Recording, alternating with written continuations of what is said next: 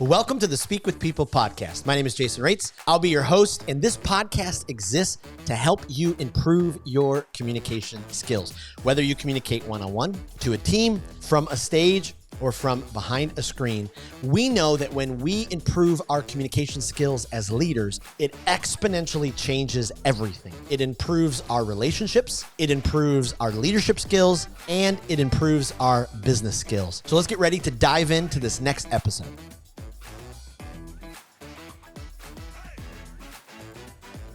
Well, do you have a desire to be an exceptional leader? Well, let's dive into that. What really causes a leader to rise to the level of being exceptional? Let's ask another question. What are some of your biggest fears and the things holding you back from being the leader that you actually dream of becoming? Well, if you're going to be an exceptional leader, what do you do with your ego? And is it possible to still have an ego or be overconfident when it comes to leadership? Well, we're going to dive into all this with an amazing conversation with Adrian Koehler as we jump into this episode on the Speak with People podcast. Adrian is the founder and senior partner of Taking New Ground. He's worked extensively with leaders from some of the most companies on the planet. We'll talk more about that in a little bit. Such an honor to have him on the podcast. We just had an amazing conversation. Off recording, I know our conversations are going to be even more amazing. Adrian, thank you so much for being on the podcast. Jason, good to be here, brother. Honored.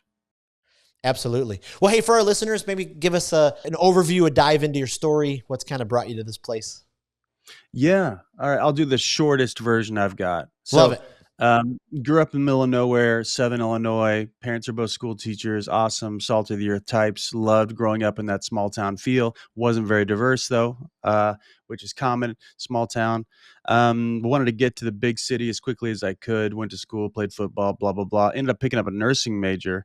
I just because I was going to be a pre-med, and then I thought I don't want to be a doctor. Who am I kidding? Or essentially, why am I fulfilling my grandmother's dream for me? Of course I could go do that, but I don't want to do that. So Right. I was very ambitious and wanted to go travel the world and make a difference and be charitable. I came from a faith background myself. And so like this kind of, calling of like making the world a better place on a surface level, like that mattered to me. And so anyway, got a nursing major, moved to Chicago, chasing a girl, of course. That's a 2-hour story, which I'll hold for later.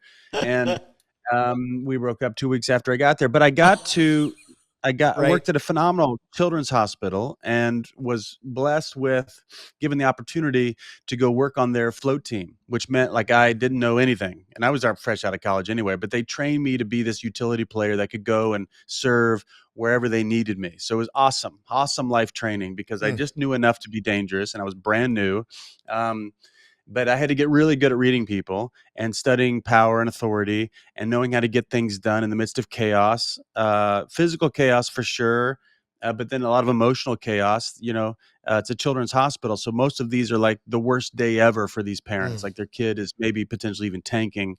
And, so it's a lot of chaos. And I got really good at and saw this as probably the most valiant challenge or game there, which is, can I order the chaos in this room through my own presence and through my own education? Could I set a goal and help people rally behind, overcome circumstances to go rally behind their potential for making something great happen despite Rome is burning? Yep. And I did that for a while, which I loved. And through that, though, I'll skip a lot of details, got caught wind of a faith community out in Los Angeles. And my faith has always been a big part of my life, parts of it. Let's see. I was handed a lot of things about Christianity in particular. Most of that I didn't like, but there's a few things I really loved. And there was a guy that I heard give a talk once or a sermon or a speech once, and he was singing my song. And his name's Erwin McManus. And I moved out to Los Angeles to go be an intern and just go be of service. And I could work at the hospital and blah, blah, blah. Did that. That's almost 20 years ago. Moved to LA and helped, this was a growing community in the city. It's about 3,000 people. Anybody listening that knows church world, that doesn't happen in the middle of a city. You can go to the suburbs and put up a gymnasium and they all come. But in the city, to have a church of 3,000 people is really rare. But this guy was rare. He spoke to entrepreneurs. He spoke to creatives. People that were not very institutional loved going to our church. Yeah. And we were into inclusion before it was a political statement. We were no matter where you are in life, come on in. God loves you no matter what you think about him. He loves you. So if that's not too weird, come on in What and a we'll have a novel conversation. concept. Novel concept. And we always said you belong here way before you believe anything. So we Mm, like just doubled down on love and participation and knowing that no matter where someone is in a spiritual quest or a faith conversation, service is good for the soul. So we mm, invited folks in to come and make a difference for somebody else. And meanwhile, we get to feel great and get to be seen and be loved and all those types of things. And our character grows and all that. Through that, I got to travel the world. We had, partnerships with Gallup and taught the Strengths Finder when that was first off, and got to go because that guy was famous and people wanted him to speak everywhere. He didn't want to travel everywhere. So they sent young bucks like me to go talk places and talk to like entrepreneurial leadership stuff. With people that were entrepreneurial in the faith world, which is like church planter type guys, which is pretty tough. It's harder to start a church than it is to start a company. mm, So I learned a lot about leadership and a lot about creativity and about vision setting and about mobilizing and all the types of things that every great leader must be good at. And you can use language to do all that. mm. You must use language. So loved all that and loved my time there. And then eventually I got a guy that I'd helped, been a mentor to. His father was a billionaire and he was a millionaire, therefore, and he wanted to start giving his money away. And he asked me because of my connections and my connection to him and my connection to the nonprofit world in LA and abroad, because I took a lot of teams, mobilized. Most of my role at that faith community was building teams, volunteer teams, and sending them out into the city to go make a difference. So he asked me if I would help him figure out what to do. Long story really short, we ended up working in the prison system in California. And we ran leadership trainings with murderers. So we only worked with lifers because they're the shot callers in prison. I met a guy that had been doing leadership training stuff and that like as a consulting firm. And then on the side did gang intervention work as you do. And as soon as I met this guy, I'm like, oh, you're the answer. Hey, I'm Wow. connected to these murderers. I don't know what to do, but can you? And so we put all these, long story short, again, recidivism rate, and that's like the chance of somebody coming back to prison when they get out. They Hmm. call that recidivism. Average is 87%. We've studied longitudinal study over 20 years. If you go through our training, that number goes from 87 down to 12. Wow. So huge shift in the room. Essentially, it's just the distinction victim mindset versus Hmm. responsible mindset. That's what it all comes back down to. And even one of our guys that graduated, got out, started his own consulting practice, just got written into the California state budget for $25 million because of how effective he is. And that he's on our podcast. His name's Richard Morales. I have a podcast called the Naked Leadership Podcast. If you want to hear his story, we're crying a lot. So if you want to hear me cry, listen to that. I think it's episode 150. I'm making that up, but I think that might be right. Richard Morales. And I think it's the title is something about a life sentence. So anyway, ran that foundation for a good while and loved it. Went through a coaching program while I was doing that. I'm a sucker for all this, human potential and Mm, self-development stuff. I'm always desperate for what's next and what's here and my own sense of self and worth and all the great stuff that makes life meaningful. And went through all those trainings. The foundation, the guy that gave the money decided to focus it on this one population in this one prison, which is beautiful, but for me, boring. I want to go change the world. And when we have that much money and that much influence and I could tell a good story, anyway, I was out. So I mm. left and I started a coaching practice. That was 12, 13 years ago now. And it Wow. took off quickly. I didn't know if it'd work, but it took off rather quickly. And it's been a nice growth and development. I've got a partner, that guy that ran the trainings in prison. He's my partner now. His name's Dan Tacchini. He's like if Yoda and Mother Teresa and Tony Soprano had a baby. He's a very unique guy. And he's awesome. He's 69 years old this year, so I'm 43. So it's a great relationship, and he's got a lot of maturity. I've got a lot of zest, and it works out really well. Um, and we got a big team now, and so we've got a coaching and training work we do with mostly founders of companies and their Mm, teams, and we've got a consulting arm that an ex guy from McKinsey comes in, and we do these 3-month sprints with companies, and then we've got another it's called Take New Ground Capital Partners, where we take equity for our services. And so we have lots of companies that we come and support, and Huh. we've started several companies as well. A lot of times we'll work with a client and they're ready to get out of what they're doing and they want to partner with us. So we'll come in and bring what we bring to the table. They bring what they bring, and we can start a new company together. So lots of activity on the professional front. I'm also a dad. Just started coaching my 10-year-old son's baseball. Mm. Last night was our first practice, and I've got a little daughter as well, and I'm in love with them, and we're awesome. I've been through a couple marriages, so there's lots of content there. Whatever you want to get into, I'm here for it. Wow. I love it, man. Almighty. Ready to go. That is incredible. Boy, where to begin? Because that is amazing. Where to begin? Well, let's just dive into the leadership, because we love to have conversations on this podcast, where hopefully these conversations will help stir, in someone's leadership, and help them improve their leadership and communication skills. What sets leaders apart, in your opinion? Because we talk a lot about leadership, but there really is sometimes a different level to being this exceptional leadership. How would you define the two? How similar, how close are they? Well, that's a great question. And I loved your intro to the whole conversation. I thought, oh, wow, I'm playing with a pro here. That's great. So thank you for your forethought and how you give yourself to this conversation. I know the listeners already appreciate that. This is my first time hearing you, so this is great. So what sets someone apart? What comes to mind first? And I'll usually, in the middle of a 2-day offsite, we do a lot of 2-day offsites with leadership teams. At some point, the conversation will come up, and I'm a facilitator, so I love a nice Post-it note board and some markers. And I'll usually draw up a graph. Guys like me love graphs. And on the y-axis, I'll write connection to the future. And on the x-axis, I'll put connection to current reality. And exceptional leaders are inseparable from both of those things. Oh. Most leaders love to talk about the future, and we're actually really romantic about it. We call it vision and vision casting and mobilization, blah blah blah. I could be all dramatic about it, but you guys, listeners, you know what I'm talking about.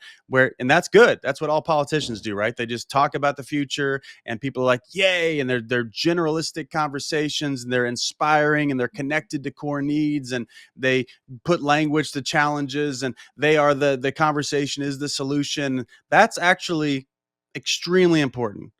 And it's very romantic in the sense that it puts people in a mood, like it generates state called inspiration for people. And then with that, what's happening now actually gets smaller, I would say. And we get detached. Like we get all the dopamine that gives us relief from the moment we're in, which is, there's nothing wrong with that. That's just called hope. Right. Now that's good.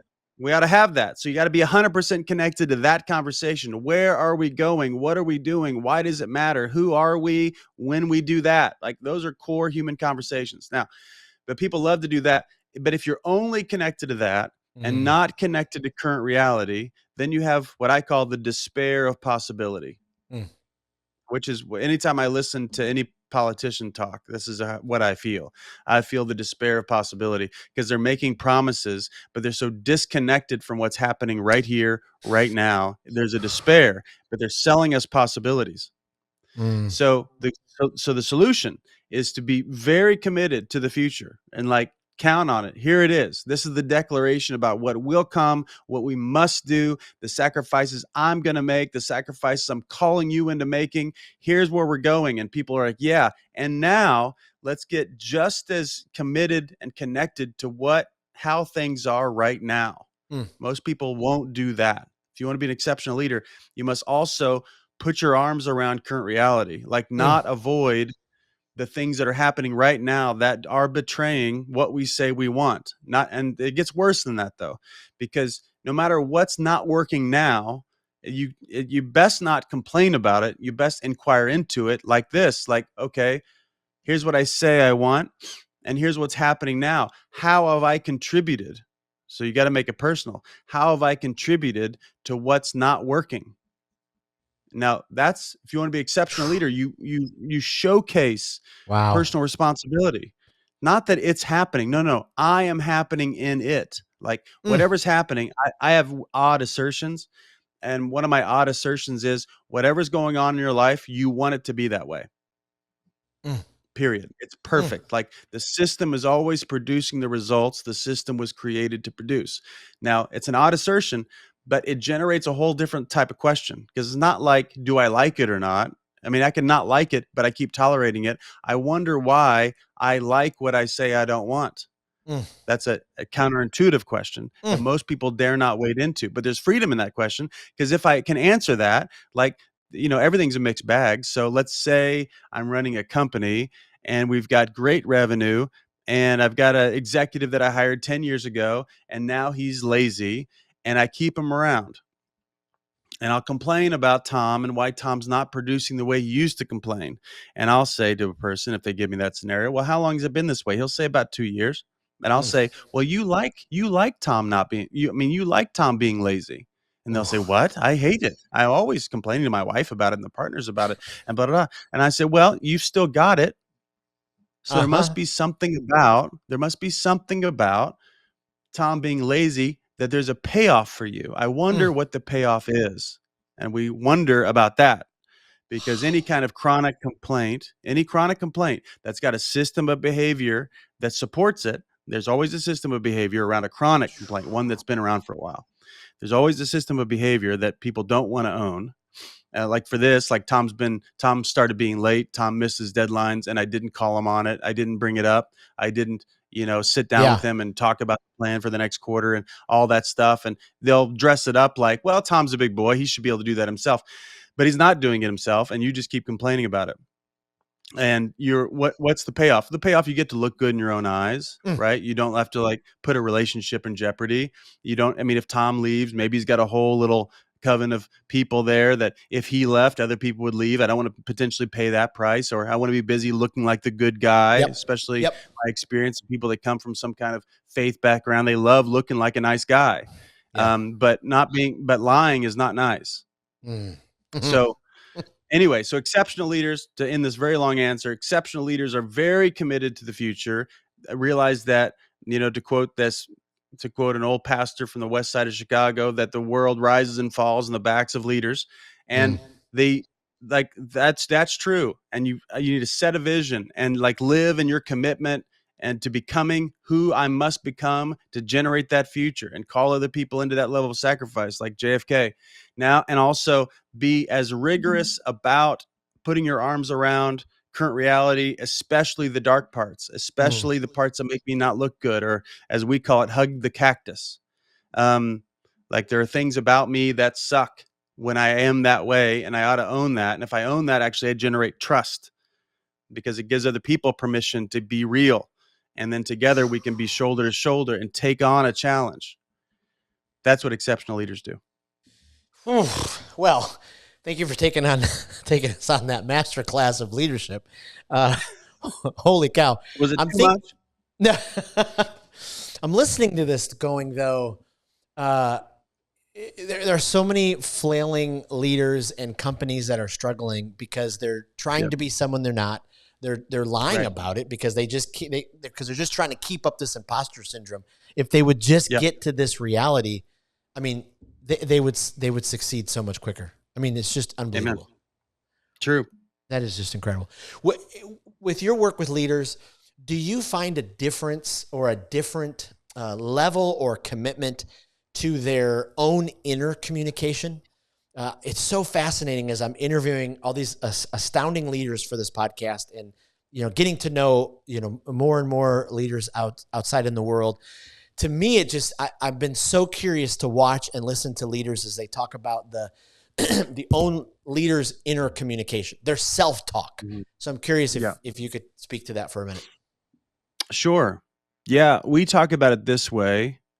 Um, that our work with leaders and leadership teams, the conversations are essentially in three buckets. One is always around results, right? Mm, Because they're paying us to get them somewhere instead of just kind of dressing up current reality. Let's go get somewhere. Let's get clear about what that vision is. What's it worth you paying us good money to come in, this much time and energy and money?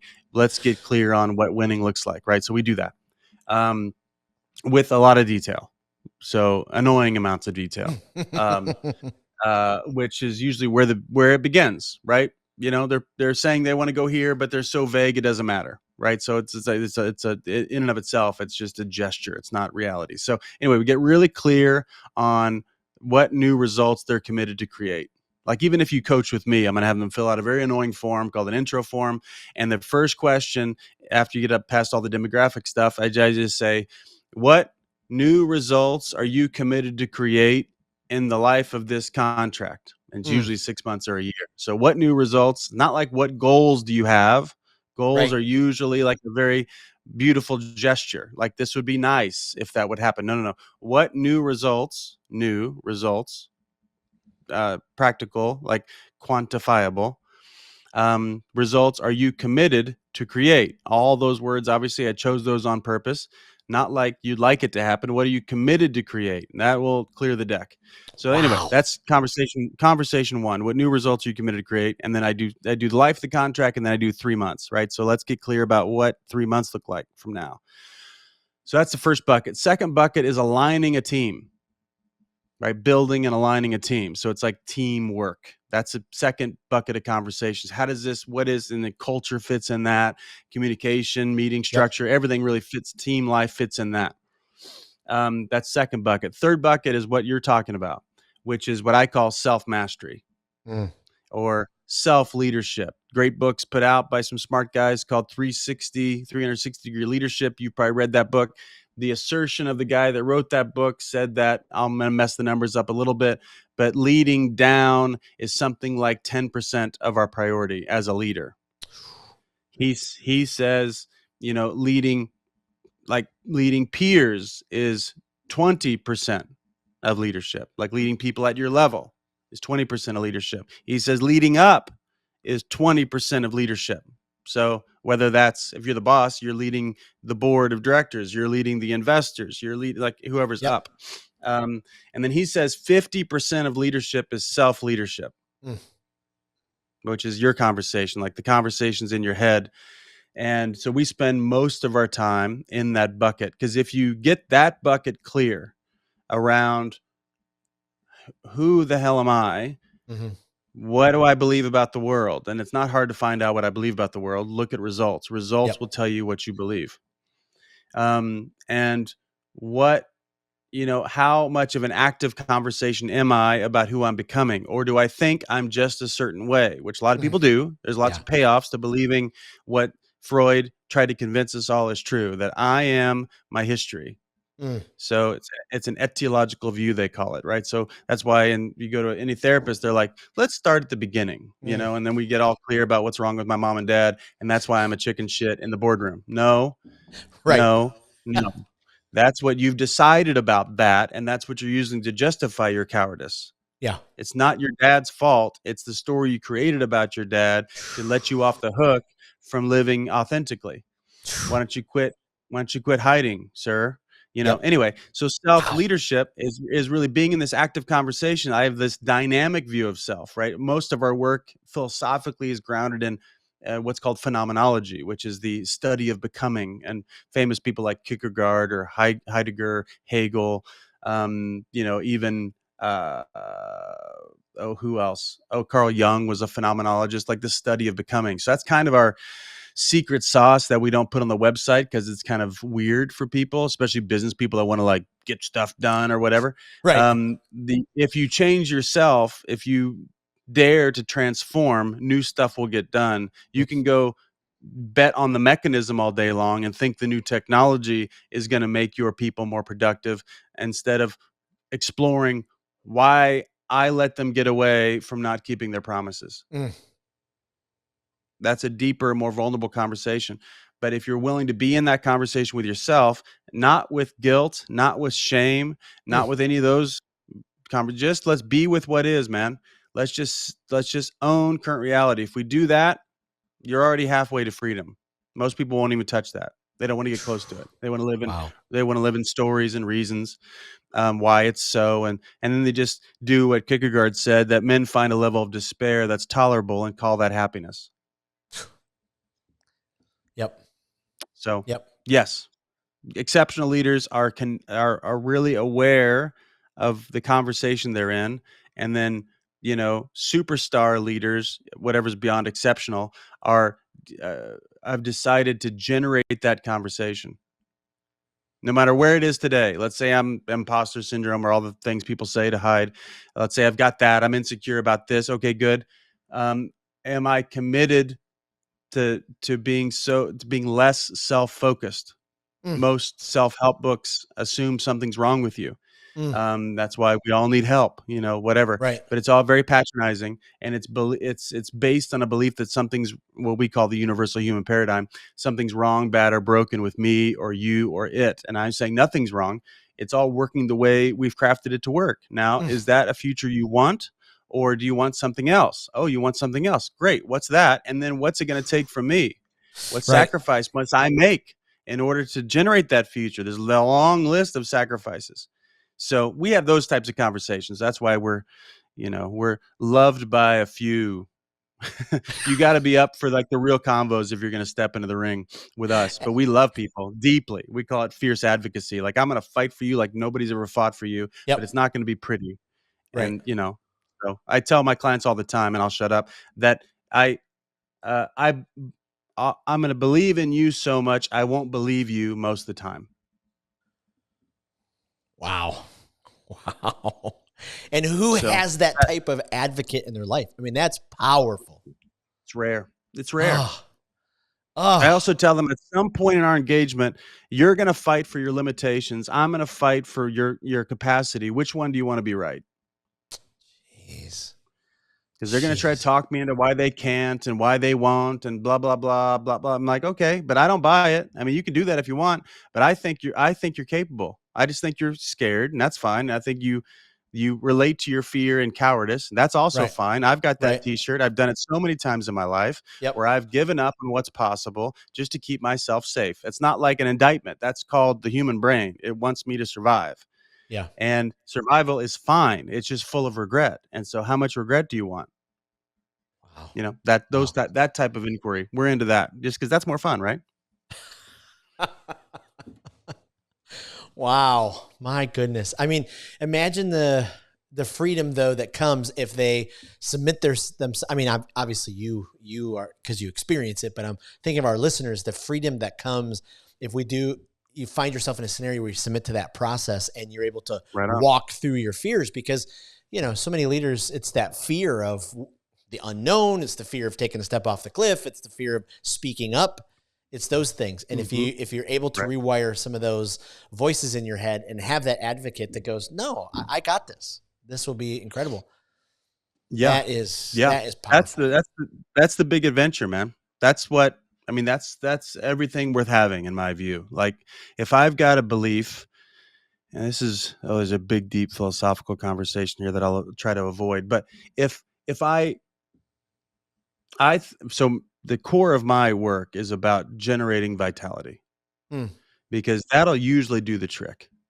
That if I want to be alive, and I don't mean just like breathing and walking around, I mean yeah. like be engaged, like be Fully here, living. like Yeah.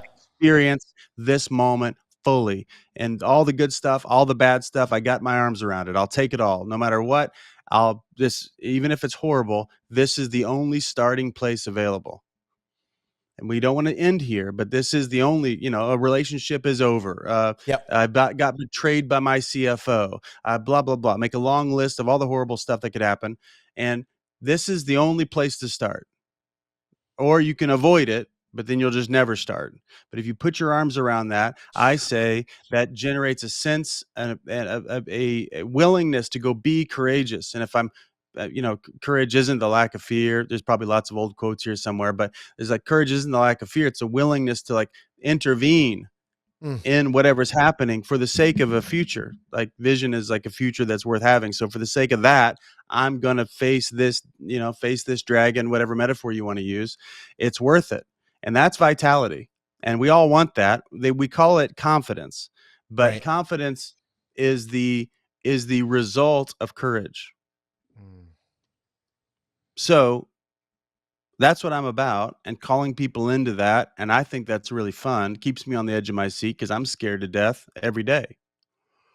Like there's moments in conversations where I know I could just nod along and co-sign on someone's bullshit, and they'd like that. Yep. And I would like that too. I'd like the comfort in that, and we can just have a bullshit conversation. But they pay me a lot of money to have conversations with them that they're scared to death to have.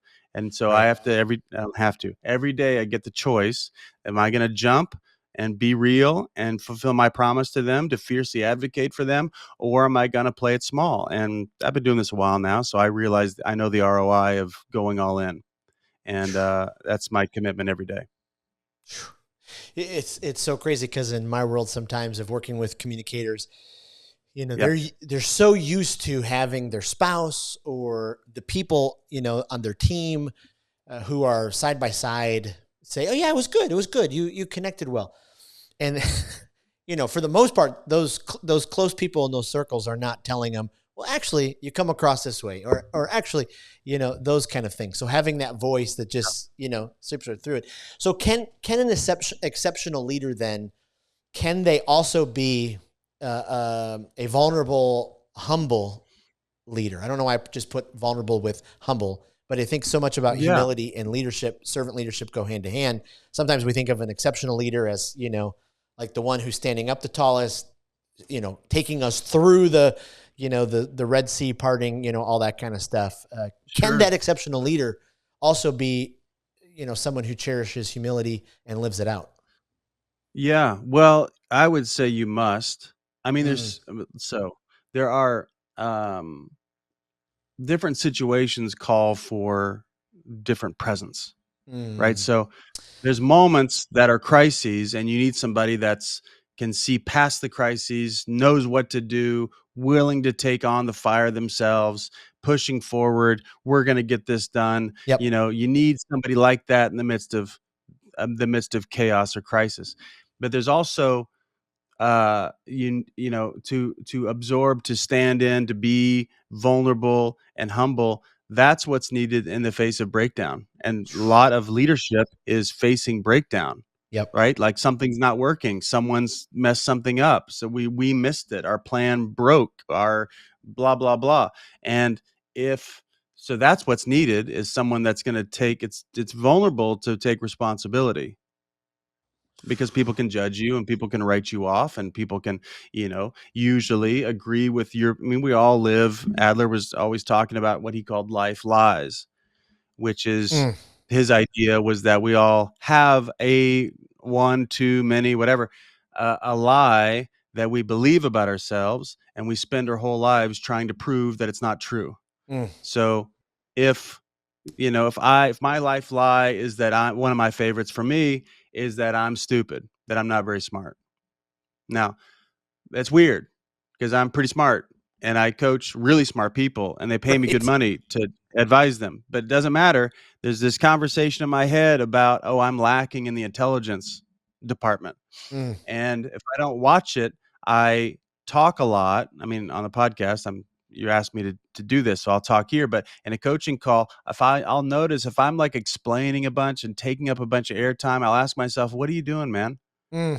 Are you feeling insecure? What? Well, this is not your job. You're not here to teach them stuff. You're here to be in a robust conversation with them. They ought to be talking." Wow. But uh, so all that to say is, like, in the midst of those moments when tension is high, when breakdowns happening, and people are kind of taking sides, probably your biggest fear is going to show up right in your face. The one Yeah. that you're scared to death is true. Like the whole imposter syndrome thing took off like crazy because we all feel like frauds, because you know why? We are.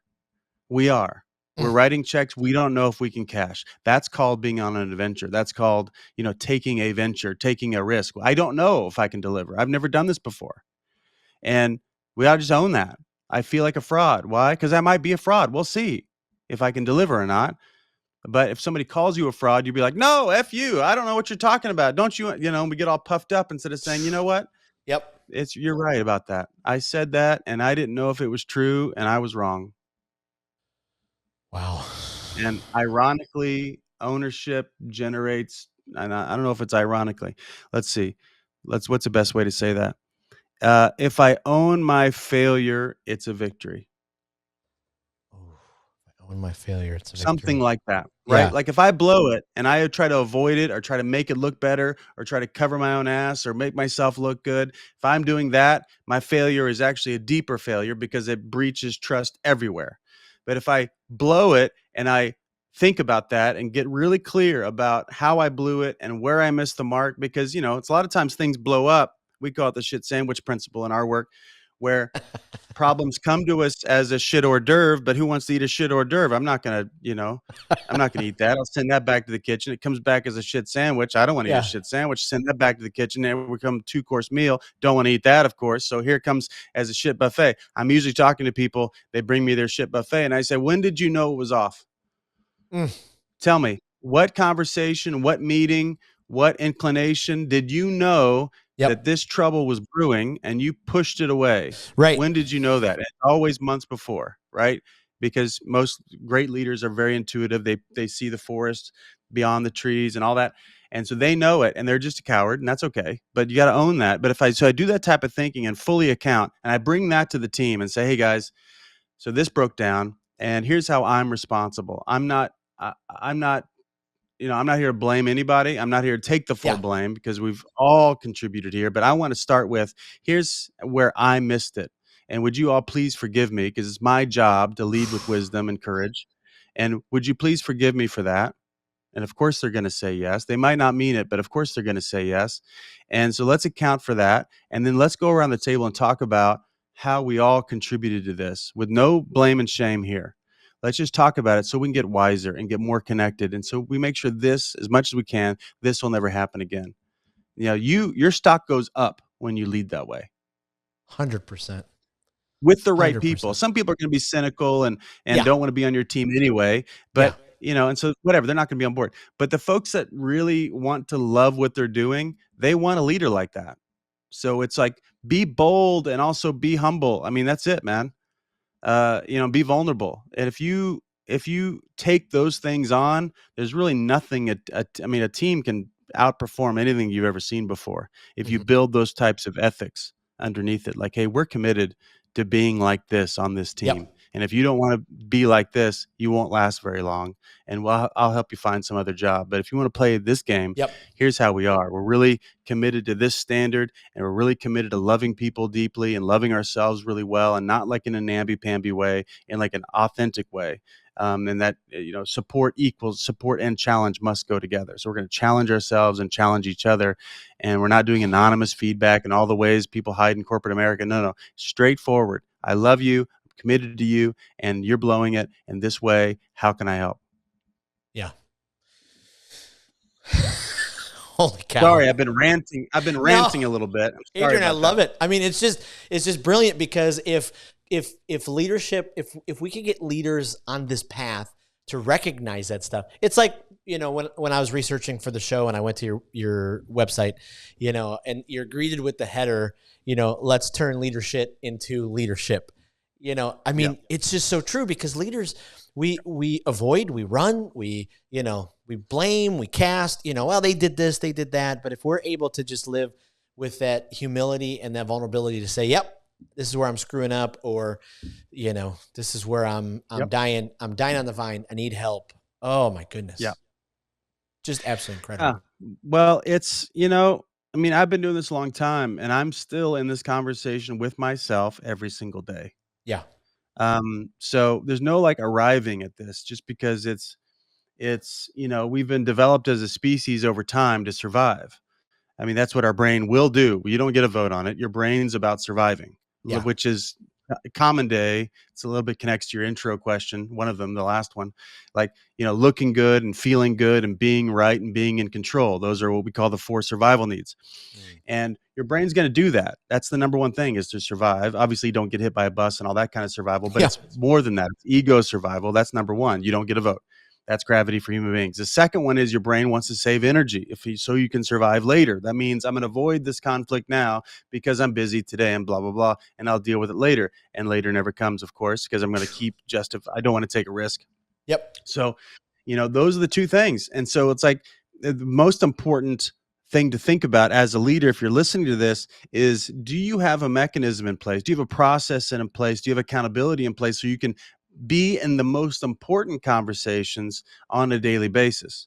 There's lots of ways to generate that for yourself. There's lots of ways to generate that in your community. But I mean, one of the things we were talking about before we kicked off, one of the best experiences I know is actually training we put on called the Revenant process. Revenant means to come back from. And we do these 4 or 5 a year. Anybody can come to it. It's not a high ticket item at all. And we're going to be doing one, and we're recording this in the middle of March. We're going to do one at the end of middle of April in Los Angeles. We're going to do one in late June in Honolulu. We'll probably do another couple at the end of the year, just because the momentum is really growing. And it's a gymnasium for the soul. That's what the whole thing is, which sounds weird. What I mean by that is we get to the core conversations of what it means to be human and what it means to be you. Now, those are all very distinct, like what you've made up about yourself and what you think's possible for you and in relationships and in the world and in your spiritual life or wherever. You're in a whole set of conversations that you're probably very unaware of. It's like the iceberg under the water versus on top. And in that room, we lower the water level so we can see the conversations that are truly conversations, i.e. beliefs that are truly governing myself in reality. And you don't go get that somewhere. And unfortunately, most therapy won't get close to that either. So where do you go do that? Well, go find a place, text me what it is, DM me on Instagram if you found a place to do it. I know we've done it, and love to have anybody that's listening to this that wants a fresh look at what's possible for your life, want people to advocate for you. That's what we do all day long. So just make sure that people know about it. wearerevenant.com, Revenant. wearerevenant.com. Go check that out, and would love to have you. That's amazing. That's amazing. Well, I allowed us to blow past the time that I told you this conversation would be, because Awesome. This has been we're having a good conversation. It's been so filling. I've taken pages of notes. I can't wait to share this with our listeners. We're going to put this in our Facebook group. Before I do let you go, though, we're building this library of all of our guests and all the best resources we can find, books, podcasts, YouTube videos, all that kind of stuff where people can go and access it if they want to, go to deeper levels. So love to ask you a couple questions.